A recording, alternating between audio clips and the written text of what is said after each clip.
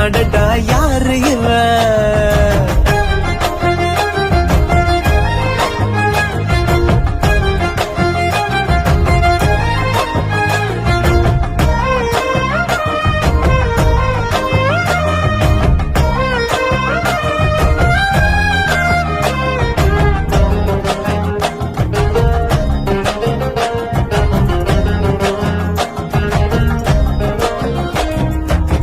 நில ஒன்று தரையில் வந்து நடக்குது எதிரில் நின்று எனக்குன்னு பிறந்தவதா என்று நான் சொன்னேன்.